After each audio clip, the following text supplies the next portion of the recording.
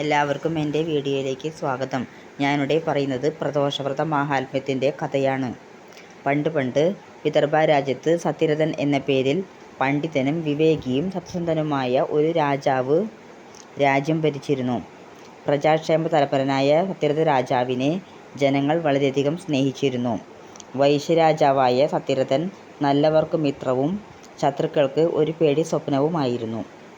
വിദർഭ രാജ്യത്തെ സമ്പൽ സമൃദ്ധിയും ഐശ്വര്യവും കണ്ട് മറുനാട്ടിലെ രാജാക്കൾ പോലും അസൂയാലുക്കളായി. സത്യരഥനെ തികഞ്ഞ ശത്രുവായി കണ്ട സാല്വ രാജാവ് അയാളെ തറപറ്റിക്കാനുള്ള അവസരവും കാത്തിരുന്നു. പക്ഷേ നല്ലവനായ സത്യരഥനെ തോൽപ്പിക്കാൻ അയാൾക്കൊരു കാരണവും കിട്ടിയില്ല. അങ്ങനെയിരിക്കെ ഒരു ദിവസം സാൽവൻ യാതൊരു മുന്നറിയിപ്പും കൂടാതെ വിദർഭയിലെ കുണ്ഠിത നഗരം വളഞ്ഞ് സത്യരഥനെ പോരിന് വിളിച്ചു. ഇയാൾ വീരനാണെങ്കിൽ ഉടനെ യുദ്ധത്തിൽ വരിക. ഈ നാട്ടിലെ രാജ്യത്വം നിനക്കില്ല. ഇനി എനിക്കാണ് രാജാധികാരം.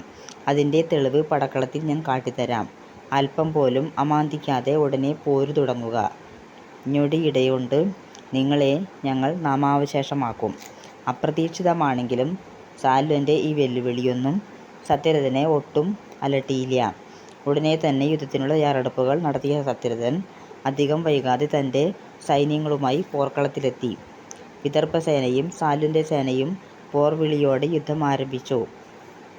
ആ ഭയാനകമായ രംഗം കണ്ട ദേവതകൾ പോലും ഭയന്നു വിറച്ചു. ദീർഘമായ പോരാട്ടത്തിൻ്റെ ഒടുവിൽ വിദർഭ സേന തോറ്റു പിന്മാറി. ഭീഷണി മുഴക്കിക്കൊണ്ട് സാൽവൻ സത്യരഥനെ യുദ്ധത്തിനു ക്ഷണിച്ചു. വിവേകശാലിയായ സത്യരഥൻ സാൽവനുമായി ദ്വന്ദ്വത്തിലേർപ്പെട്ടു. സാൽവൻ വിദർഭ രാജാവിൻ്റെ നെറ്റിക്ക് വെട്ടി. സത്യരഥ രാജാവ് വെട്ടേറ്റു മരിച്ച് സ്വർഗപ്രാപ്തനായി. രാജാവ് മരിച്ചപ്പോൾ സൈന്യങ്ങൾ പിന്നോക്കം പാഞ്ഞു. സാൽവനും പടയും മുന്നേറി സകലതും തല്ലിത്തകർത്ത് കുണ്ഠിത നഗരം കൈവശപ്പെടുത്തി. രാജാവിൻ്റെ മരണവാർത്തയറിഞ്ഞ് വിദർഭയിലെ ദുഃഖിതരായ രാജ്ഞിമാർ പേടിച്ച് ആത്മഹത്യ ചെയ്തു. എന്നാൽ അവരിൽ ഗർഭിണിയായ ഒരുവൾ എങ്ങനെയോ രക്ഷപ്പെട്ട് ഒരു കാട്ടിലെത്തിച്ചേർന്നു.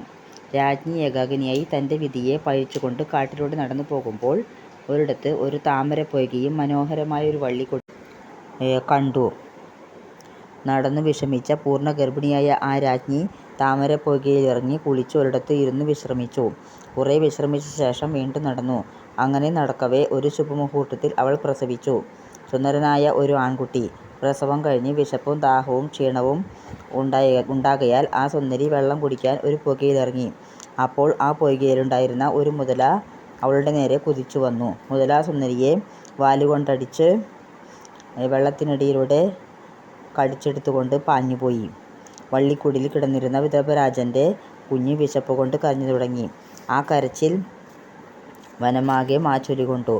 ആ സമയത്ത് ഒരു ബ്രാഹ്മണ സ്ത്രീ തൻ്റെ 1 വയസ്സുള്ള മകനോടൊപ്പം അതുവഴി നടന്നു വരികയായിരുന്നു. ഉഷ എന്നായിരുന്നു അവളുടെ പേര്.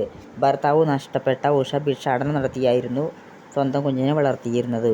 ഭിക്ഷാടനം കഴിഞ്ഞ് മടങ്ങുമ്പോഴാണ് കാട്ടിലെ വള്ളിക്കുടിലിൽ നിന്നും ഒരു കുഞ്ഞിൻ്റെ കരച്ചിൽ കേട്ടത്. ഉഷ കുഞ്ഞിൻ്റെ കരച്ചിൽ കേട്ട ഭാഗത്തെ ലക്ഷ്യമാക്കി നടന്നു. അപ്പോഴതാ അതിരജസ്വിയായ ഒരു ചോരക്കുഞ്ഞ് കൈകാലുകളിട്ട് കരയുന്നു. കുഞ്ഞിന് അലിവ് തോന്നി അവൾ അതിനെ എടുത്ത് കുളിപ്പിച്ച് ശുദ്ധമാക്കി ആശ്വസിപ്പിച്ചു. പിന്നീട് ഒരിടത്തിരുന്ന് ഇപ്രകാരം ചിന്തിച്ചു: മഹേശ്വരാ, ഇത്ര നല്ലൊരു കുട്ടി ഈ കാട്ടിൽ നടുവിൽ അകപ്പെടുവാൻ എന്തായിരിക്കും കാരണം? ഇതിൻ്റെ മാതാപിതാക്കൾ ഇതിനെ ഉപേക്ഷിച്ച് എവിടെ പോയതായിരിക്കാം? അതോ ഇതൊരു വേശ്യയുടെ കുട്ടിയാണോ? പക്ഷേ ഒരു സൽസ്വഭാവിനിയായ കുടുംബിനിയുടെ സന്താനമാണെന്നും വരാമല്ലോ. ഏതായാലും ഇപ്പോൾ അനാഥ നിലയിൽ കിടക്കുന്ന ഈ കുഞ്ഞിനെ ഞാൻ തീർച്ചയായും വളർത്തും. പ്രസവിച്ചിട്ട് അധികം സമയമാവാത്ത ഈ കുട്ടി ഒരു പക്ഷേ മാതാവിൻ്റെ പാല് പോലും കുടിച്ചിട്ടുണ്ടാവില്ല. ഏതായാലും ദൈവനിശ്ചയം കൊണ്ട് കിട്ടിയ ഈ കുഞ്ഞിനെ ഞാൻ നിശ്ചയമായും സംരക്ഷിക്കും. ഈ നിശ്ചയത്തോടെ ചിന്തിച്ചു നിൽക്കുമ്പോൾ അതുവഴി ഒരു സന്യാസി നടന്നു വരുന്നത് ഉഷ കണ്ടു. അവൾ ആ സന്യാസിനിയെ കണ്ട് നമസ്കരിച്ചു. ബ്രാഹ്മണ സ്ത്രീയുടെ മനോഗതം മനസ്സിലാക്കിയ സന്യാസി അവളോട് ഇപ്രകാരം പറഞ്ഞു: ഹേ ബ്രാഹ്മണി, ഒന്നും ആലോചിക്കാനില്ല. ഈ കുട്ടിയെ നീ എടുത്തു വളർത്തുക. നിനക്ക് ഭാവിയിൽ നല്ല ഐശ്വര്യമുണ്ടാകും. അതിനാൽ നീ ഈ കുട്ടിയെ കൊണ്ടുപോയിക്കൊള്ളുക. സന്യാസിനിയുടെ നിർദ്ദേശപ്രകാരം ഉഷ കുഞ്ഞിനെയും കൊണ്ട് സ്വന്തം വീട്ടിലേക്ക് മടങ്ങി. വർഷങ്ങൾ കടന്നുപോയി. ഒരിക്കൽ ഭിക്ഷാടനത്തിനായി 2 മക്കളെയും കൊണ്ട് അവൾ ഏകചക്ര എന്നൊരു ഗ്രാമത്തിൽ എത്തിച്ചേർന്നു. അവിടെ താമസിച്ചുകൊണ്ട് അവൾ ഭിക്ഷാടനം നടത്താൻ തീരുമാനിച്ചു.